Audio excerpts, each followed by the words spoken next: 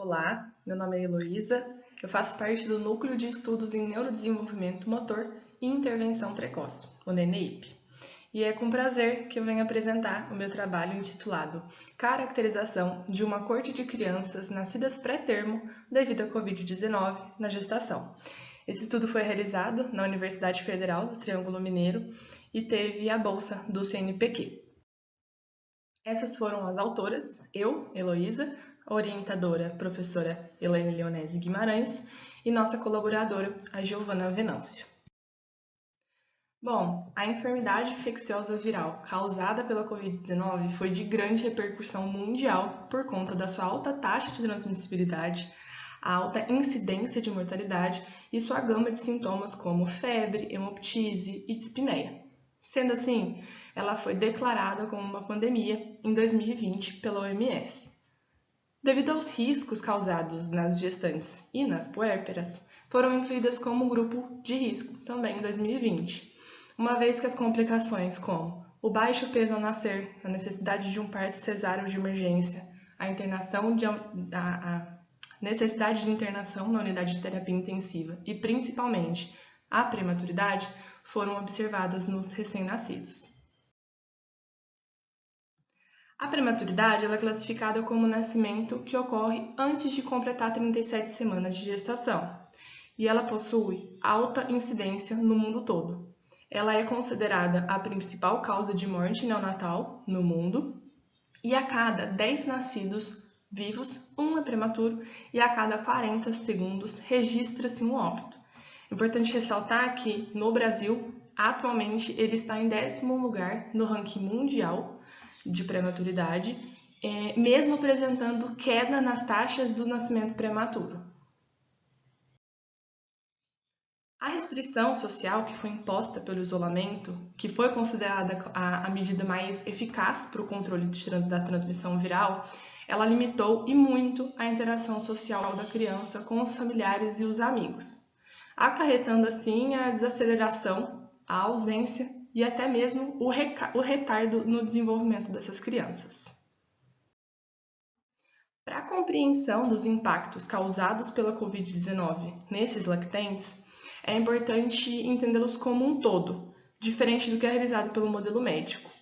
Sendo assim, a utilização de um instrumento baseado no modelo biopsicossocial, como a CIF, a Classificação Internacional de Funcionalidade, Incapacidade e Saúde, se faz de grande importância considerando os fatores ambientais e os fatores individuais.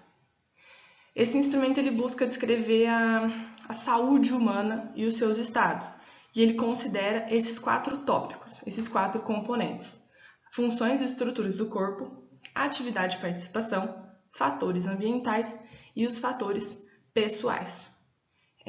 Esse modelo ele é capaz de identificar possíveis déficits na funcionalidade e na incapacidade. Sendo assim, o objetivo do estudo é caracterizar as crianças nascidas pré-termo cujas mães foram diagnosticadas com Covid durante a gestação por meio da Classificação Internacional de Funcionalidade, Incapacidade e Saúde, a CIF. Agora a gente vai para a metodologia. O estudo é um estudo de corte transversal com abordagem quali-quantitativa de caráter descritivo e com amostra por conveniência. Participaram do estudo crianças nascidas prematuras aqui no Hospital de Clínicas da UFTM no período entre 2020 e 2023, cujas mães testaram positivos para Covid-19 durante a gestação. O local do estudo foi aqui no Ambulatório de Pediatria da Universidade Federal do Triângulo Mineiro, junto ao Programa de Acompanhamento do Bebê de Risco. De acordo com os aspectos éticos, esse estudo é parte do projeto de pesquisa intitulado Avaliação e Acompanhamento do Desenvolvimento Neurosensório-Motor de Lactentes Nascidos pré-termo devido à Covid-19 na gestação, um estudo de corte multicêntrico, que foi aprovado pelo Comitê de Ética em Pesquisa. Eu deixei aqui o número do parecer. De acordo com os critérios de inclusão, não inclusão e exclusão, foram incluídas crianças com idade cronológica de até 3 anos e 11 meses, idade gestacional menor que 37 semanas, mães positivas para Covid-19 durante a gestação, a anuência dos pais irresponsáveis, além da assinatura do termo de consentimento livre esclarecido. Não foram incluídos aqueles que não atenderam ao critério de inclusão, aqueles que faltaram com a resposta ao contato e aqueles que não aceitaram a participação do estudo. Foram excluídos do estudo aqueles que não compareceram à data agendada. O primeiro contato foi realizado após um levantamento preliminar das gestantes hospitalizadas aqui no Hospital de Clínicas da UFTM, que testaram positivo para a Covid-19 e que evoluíram para o parto prematuro. Os pais e os responsáveis foram contactados via telefone e esclarecidos sobre os objetivos do estudo, explicando que também seria apenas uma avaliação em um único dia e que não haveria nenhum tipo de intervenção ou custo para os pais responsáveis.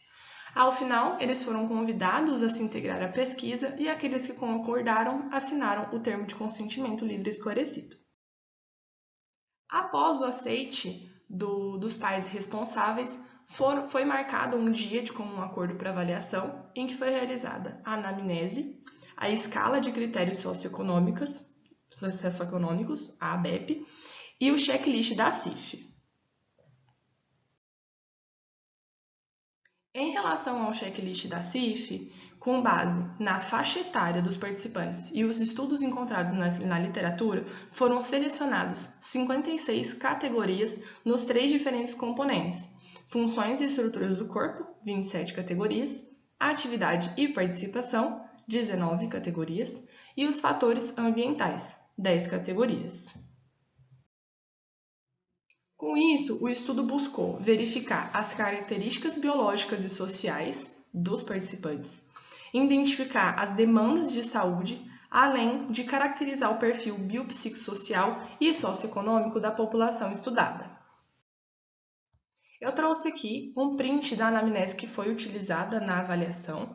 Então, contém dados pessoais da criança, dos familiares, a idade das mães, o tipo sanguíneo, a escolaridade, dados do nascimento da criança, dados após o nascimento, como se foi utilizada de alguma intervenção, psicologia, fisioterapia, por quanto tempo. E eu trouxe um enfoque aqui embaixo para as características da COVID. Se a mãe apresentou sintomas da COVID, quando apareceram os sintomas, quais foram os sintomas, se ela foi ou não imunizada, qual imunizante, com quantas semanas de gestação, em qual mês de gestação, e se teve alguma reação ao imunizante. Aqui é um print da ABEP, que pergunta questão de automóveis, geladeira, freezer, banheiros, coisas de casa, né? Se a rua é pavimentada, se tem água encanada, todos esses detalhes foram também esclarecidos. Aqui eu trouxe um print do checklist da CIF sobre funções e estruturas do corpo, atividade de participação e os fatores ambientais. Trouxe o início de cada parte, porque ele é bem extenso. E como a gente já selecionou todos os itens que a gente ia questionar os pais, os quantificadores 8 e 9 não foram utilizados. O 0 significa que ele não tem nenhuma deficiência ou nenhuma dificuldade quanto a esse item. E do 1 ao 4 é a graduação da dificuldade, sendo o 1 leve, ligeiro, e o 4 grave. Lembrando também que em fatores ambientais, a gente consegue classificar também esse item como uma barreira ou um facilitador. Todos os dados eles foram passados para o Excel e foram submetidos à estatística descritiva para análise da frequência absoluta e relativa, as medidas de posição e a variabilidade. Aqui eu trouxe os resultados e, com base na consulta dos 317 prontuários, 29 foram elegíveis e apenas 10 crianças foram incluídas. No quadro 1, eu trago a caracterização dos participantes de acordo com os dados do nascimento. sendo que idade gestacional teve uma média de 31,11 semanas, o peso ao nascimento 1.546 gramas, o comprimento 41,3 centímetros, o Apgar do primeiro minuto 5,4 e o Apgar do quinto minuto 7,82, e o tempo de internação foi de 44,8 dias em média. Aqui eu trago o quadro de frequência de complicações após o nascimento. Então, tem a icterícia com 80% de frequência, a necessidade de reanimação com 60% e a sepse com 80% também. Nesse quadro 3, eu trago a caracterização dos participantes de acordo com a condição socioeconômica, a partir do questionário da ABEP. Então, eu selecionei aqui os 10 participantes, as pontuações de cada um e a classificação deles. Bom, 60% dos participantes foram classificados na classe C2, ou seja, com renda média familiar de R$ 1.805,91.